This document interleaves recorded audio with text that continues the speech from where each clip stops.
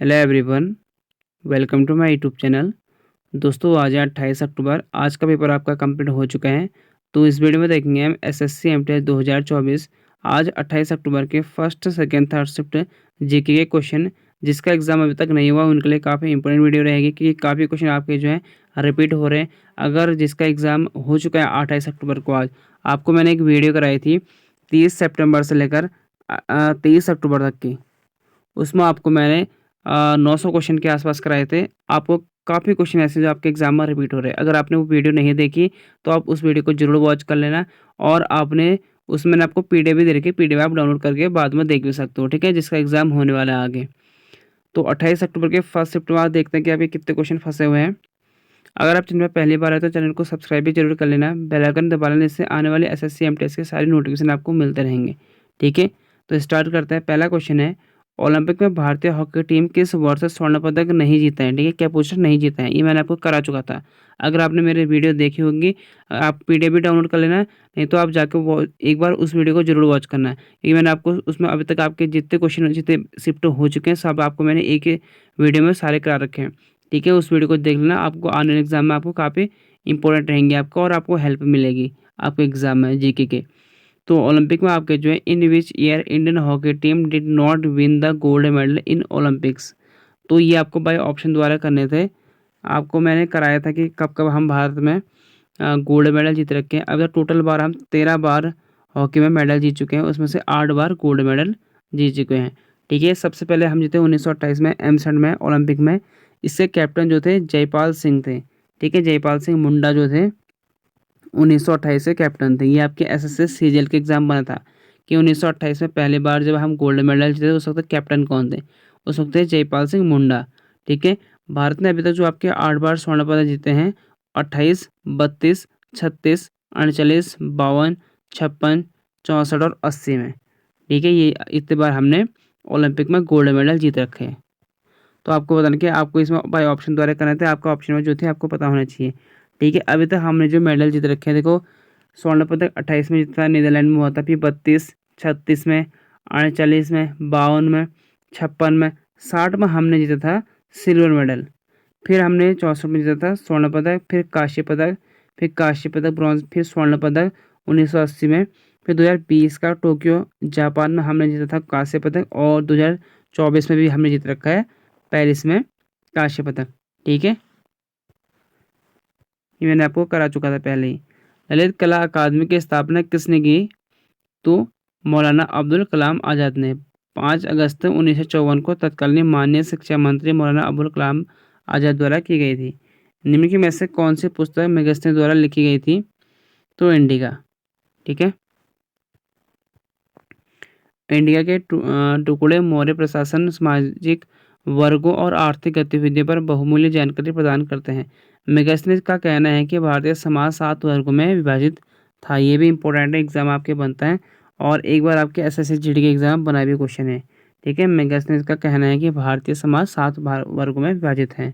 पाटलिपुत्र के प्रसिद्ध शहर का मेगस्ने द्वारा विस्तार से वर्णन किया गया था, जिसके संदर्भ में स्ट्रैबो, एरियन और अन्य ग्रीक लेखकों के लेखन में पाए जाते हैं। 2023 में किसे पद्मश्री मिला है, तो ये भी आपके बाय ऑप्शन द्वारा करने थे। टोटल 47 जनों को मिला है, ये भी आपको ऑप्शन द्वारा करने थे। तो 11 की जनगणना के अनुसार कौन सा भारत का सर्वाधिक जनसंख्या वाला महानगरीय शहर है, तो मुंबई है। कौन सी परियोजना भांगड़ा नागर नदी पर है, तो सतलुज नदी है। भांगड़ा नागर परियोजना भारत का सबसे बड़ा बांध है, यह हिमाचल प्रदेश और पंजाब राज्य में सतलुज नदी के पर स्थित है। भारत में कौन सा इस्तेमाल कौन सा ये होगा कि भारत में कौन सा स्मारक होगा यहाँ पर, ठीक है। कौन सा स्मारक होगा, स्मारक स्मारक करने से, स्मारक लाल और बलुआ पत्थर से बना हुआ है, तो कुतुब मीनार है। इस मीनार का निर्माण दिल्ली के अंतिम हिंदू शासक के हार के बाद दिल्ली में मुस्लिम प्रभुत्व का जश्न मनाने के लिए किया गया था। यह मीनार भारत की सबसे ऊंची मीनार है, जिसमें 5 मंजिला और उभरी हुई बालकनी है। कुतुब मीनार की पहली 3 मंजिल लाल बलुआ पत्थर से बनी और आखिरी 2 मंजिल संगमरमर और बलुआ पत्थर से बनी हुई है। कितने टोटल, कितने हैं, 5 मंजिल हैं।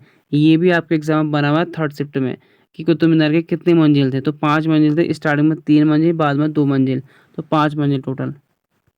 रण उत्सव किस राज्य में मनाया जाता है, ये भी मैंने आपको कराया था, गुजरात कच्छ में। देखो कुछ एक्स्ट्रा पॉइंट इनको भी याद कर लो। हरियाणा तीज, पंजाब बैसाखी, आंध्र प्रदेश उगादि, अरुणाचल प्रदेश पक्के पांग हॉर्नबिल, कर्नाटक कित्तूर।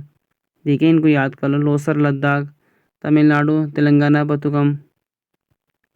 माधवपुर मेला कितने दिनों के लिए लगता है, तो ये 5 दिनों के लगता है।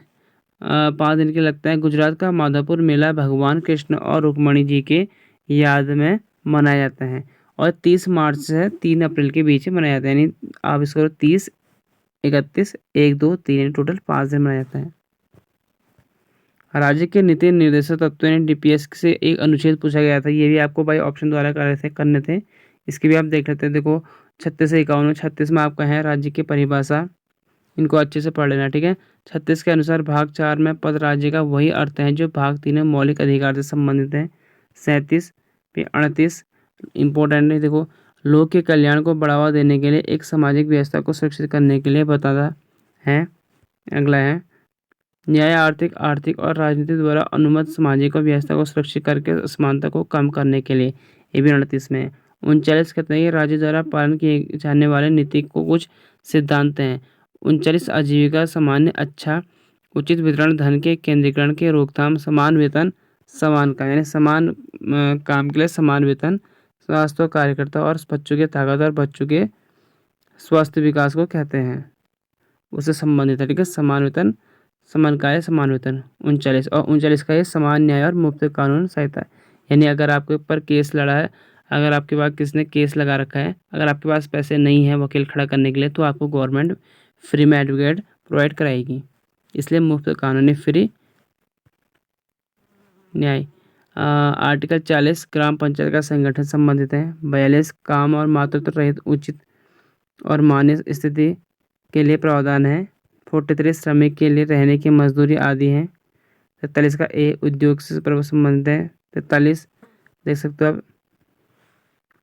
एक सहकारी समिति का प्रचार से संबंधित है।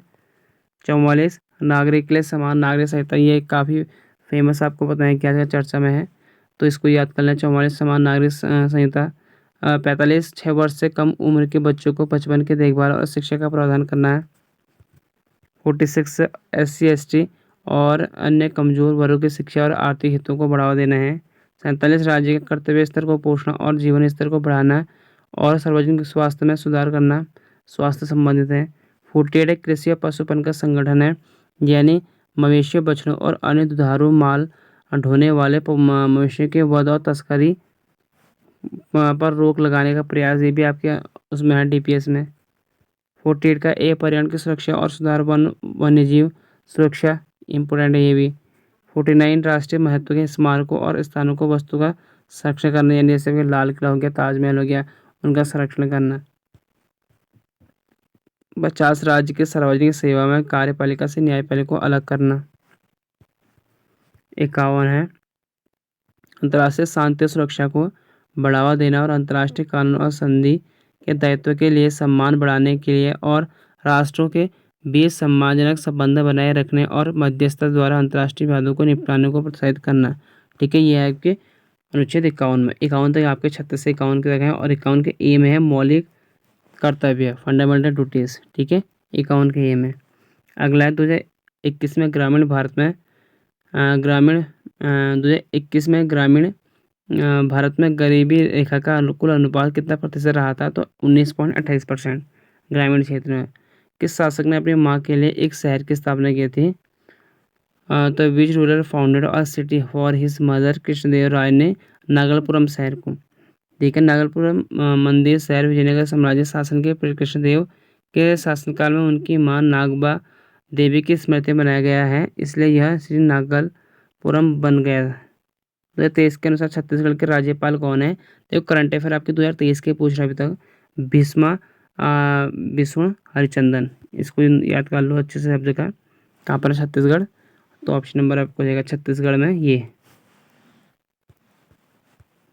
डॉल्फिन किक शब्द किस खेल से संबंधित है, तो ये टर्म्स है आपका तैराकी से, यानी स्विमिंग, ठीक है। और इससे पहले आपके एग्जाम में SSC MTS एग्जाम बन चुका है, कौन सा, ये बना आपका फ्री स्टाइल या बैक स्ट्रोक, ये आपके 2 बने हैं, फ्री स्टाइल बने हैं शायद। तो आपको देखो याद करना है कि तैराकी संबंध है, ठीक है। Dolphin kick. कर्नाटक के उमा लोक नृत्य के लिए 2023 में किसे पद्म पुरस्कार से सम्मान किया गया था? रानी मच्छिया को। राज्य विधानसभा की बैठक की अध्यक्षता कौन करता है? तो विधानसभा का अध्यक्ष। भूदान आंदोलन किसने शुरू किया था?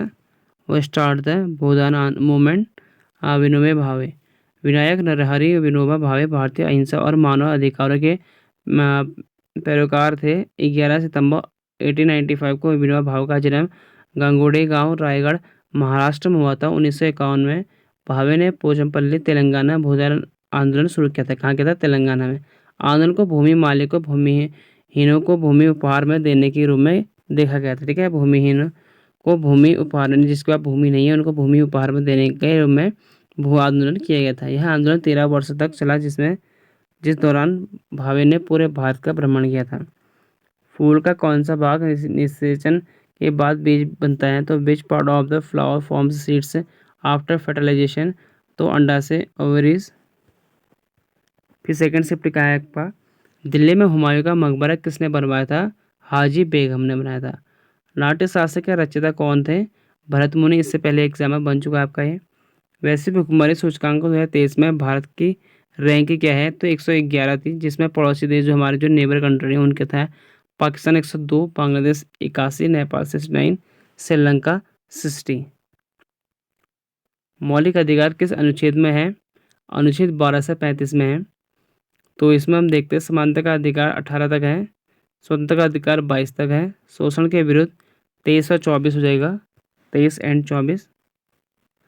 धार्मिक स्वतंत्रता 25 से 28, सांस्कृतिक और शैक्षणिक अधिकार 29-30 और संपत्ति का अधिकार 31। ये अब हट चुका है, अब इसे रख दिया गया है 300 के ए में रखा गया है। संपत्ति का अधिकार को 44वें संविधान संशोधन अधिनियम 1978 द्वारा इसे हटाकर 300 ए में रखा गया है। आर्टिकल 300 ए में रख दिया गया है, ठीक है। इसे हटा दिया गया है संपत्ति के अधिकार को।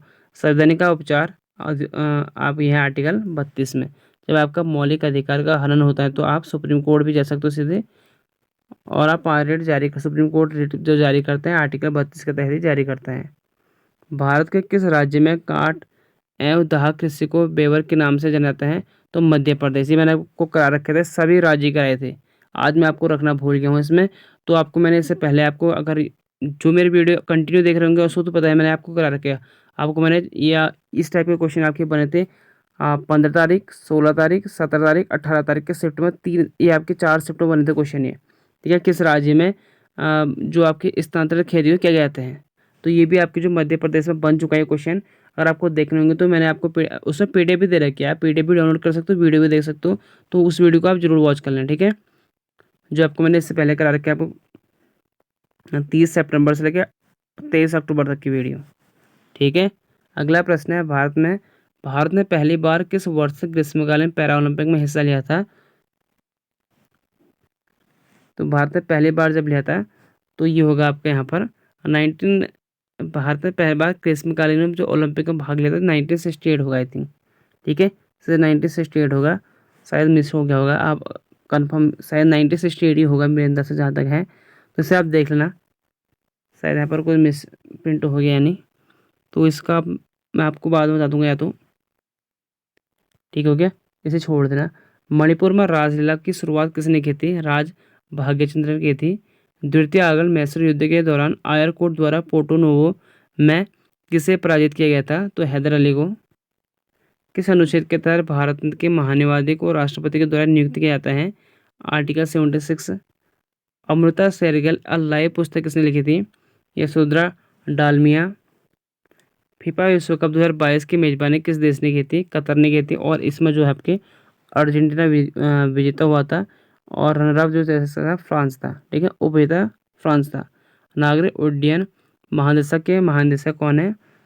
नागरिक उड्डयन महानिदेशालय के महानिदेशक कौन है? तो विक्रम देव दत्त। अगला है, भारतीय स्वतंत्रता दिवस के 75 वर्ष के जश्न के थीम क्या थी? तो राष्ट्र प्रथम सदैव प्रथम। 2023 में यूनिसेफ के बच्चों के अधिकारों के लिए भारतीय ब्रांड एम्बेसडर किसे नियुक्त किया था? आयुष्मान खुराना को। जूनागढ़ के पास सुदर्शन झील का निर्माण किसने कराया था? तो ये किया था चंद्रगुप्त मौर्य के सामंत पुष्यगुप्त ने किया था। किसने किया था? पुष्यगुप्त ने। ठीक है। सुदर्शन झील गिरनार नामक पहाड़ के मध्य सौराष्ट्र में स्थित है। इस झील का निर्माण मौर्य वंश के संस्थापक चंद्रगुप्त मौर्य के आदेश से उनके गिरनार में नियुक्त राज्यपाल पुष्यगुप्त वैश्य द्वारा किया गया था। ठीक है। कौन था? वो सामंत था। अब है थर्ड शिफ्ट में। माई लाइफ माई म्यूजिक किसकी आत्मकथा है? पंडित रविशंकर की। राजतरंगिणी किस भाषा में लिखी गई थी? तो संस्कृत में लिखी गई थी। इसका उल्लेख व्याकरण से संबंधित है। ठीक है। गोवा में गणेश चतुर्थी पर कौन सा नृत्य किया जाता है? ये भी आपका रिपीट क्वेश्चन इससे पहले भी क्वेश्चन बन चुका है। तो फुगड़ी नृत्य है। ठीक है। आप देखते हैं कुछ सभी राज्य के लोक नृत्य, ये आपको मैंने रोज कराता हूँ, इसको आप याद कर लेना। हिमाचल प्रदेश के ये रहे, उत्तराखंड के, पंजाब भांगड़ा गिद्दा डफ दम, यहाँ पर हरियाणा होगा। ठीक है। अच्छे से कर लेने से हरियाणा। झूमर फाग नृत्य, उत्तर प्रदेश नौटंकी रासलीला, राजस्थान घूमर, कालबेलिया ये बन चुका है आपके एग्जाम में, आगे पहले बन चुका एग्जाम में। जो झूमा सुइसिना गरबा डांडिया सब बन चुके हैं। लावड़ा नृत्य बन चुका है आपका, कोली बन चुका है। मध्य प्रदेश के, अगला है आपके छत्तीसगढ़, झारखंड, नेक्स्ट है बिहार जटजातिन, पश्चिम बंगाल छऊ नृत्य इम्पोर्टेंट है यहाँ का, और जात्रा सिक्किम, मेघालय, असम बिहू, और अरुणाचल प्रदेश छामोकोटा नृत्य। यहाँ का युद्ध नृत्य बड़ा फेमस है, युद्ध नृत्य। अगला है नागालैंड, मणिपुर।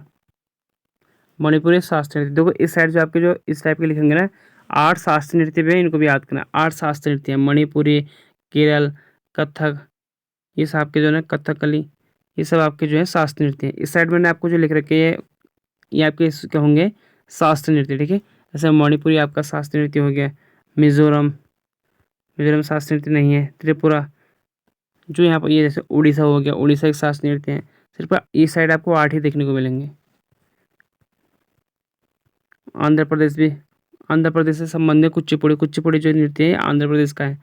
ठीक है। ये भी आपका जो है एक शास्त्रीय नृत्य। और मोहनट्टम, ये भी शास्त्रीय नृत्य है लेकिन ये केरल का है। कर्नाटक यक्षगण, देखो गोवा फुगड़ी, ये पूछा गया क्वेश्चन है, इससे पहले भी बन चुका है एग्जाम में। तेलंगाना, केरल, केरल के दो हैं कथकली एंड मोहनट्टम, दो ये शास्त्रीय नृत्य हैं। और तमिलनाडु का है भरतनाट्यम। अगला है तिलैया किस राज्य में स्थित है? झारखंड, झारखंड के कोडरमा जिले में बराकर नदी पर बना हुआ है। पीटी उषा ने किस एशियाई गेम्स में रिकॉर्ड तोड़ा था? 1986 में सियोल दक्षिण कोरिया में।